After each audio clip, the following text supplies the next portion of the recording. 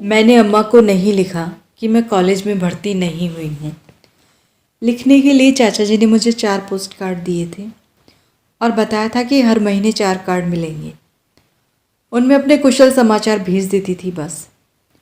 रात दिन काम कर कर के मैं चाची के क्रोध को संभाले रहती।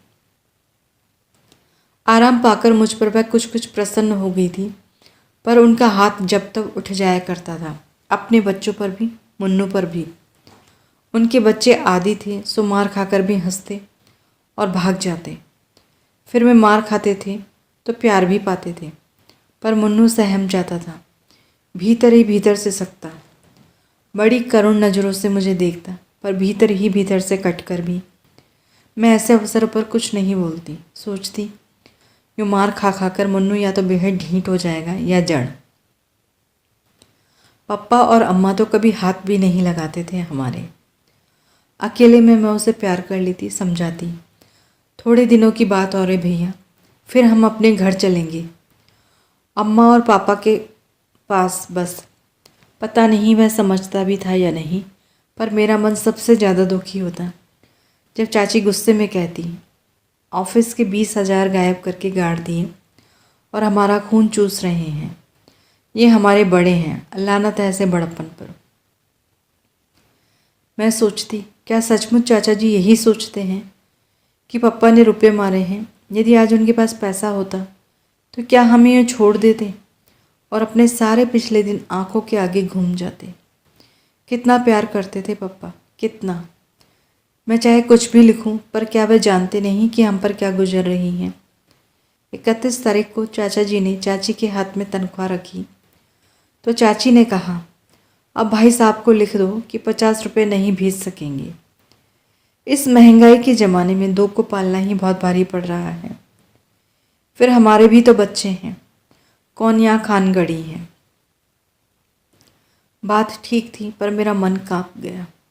चाचा जी रुपये नहीं भेजेंगे तो क्या होगा? 15 रुपये महीने में क्या होगा? इतना तो कमरे का किराया ही चला जाता है।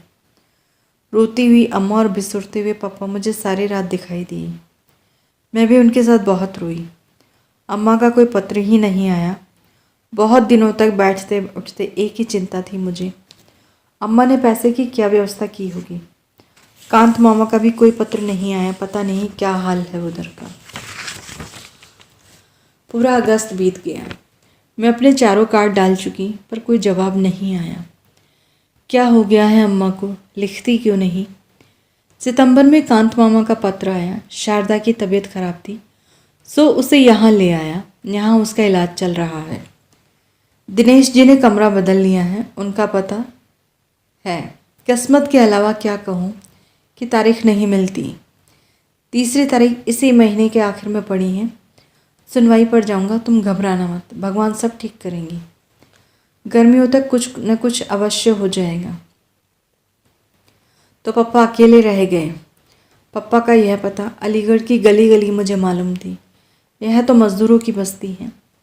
अंधेरी सीलन भरी गलियाँ, पास में बहते नाले। कभी अंगीठी भी जलाते तो अम्मा मना कर देती थी।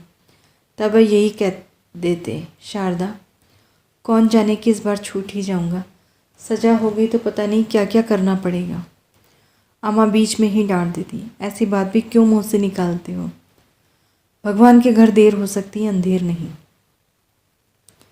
यह वाक्य अम्मा ने बाबा से सीखा था और मंत्र की तरह गांठ बांध लिया था। और मैं भगवान से यही मनाया करती कि हे भगवान, उन्हें सजा ना हो, पापा की तपस्या का फल उन्हें मिले। जो कुछ वह सह रहे हैं वह क्या तपस्या से कम है? सीलन भरी अंधेरी कोठरी में सबसे मुँह छिपा कर रहना, बच्चे कहीं, पत्नी कहीं। अब तो रहम करना, अब उन्हें सजा मत देना। मार्च में 4थी सुनवाई भी होगी। कांत मामा की चिट्ठी आई कि फैसला पक्ष में ही होगा। केस की पैरवी बहुत अच्छे ढंग से हुई है, बस फैसले की तारीख पड़ जाए जल्दी से। मैं बैठी बैठी दिन गिनती। पापा को सस्पेंड हुए 4 साल हो गए। इन 4 सालों में क्या कुछ नहीं हुआ। भगवान, देर तो बहुत की, अब अंधेर मत करना। यूँ यह देर भी अंधेर से कम नहीं, पर और अंधेर मत करना।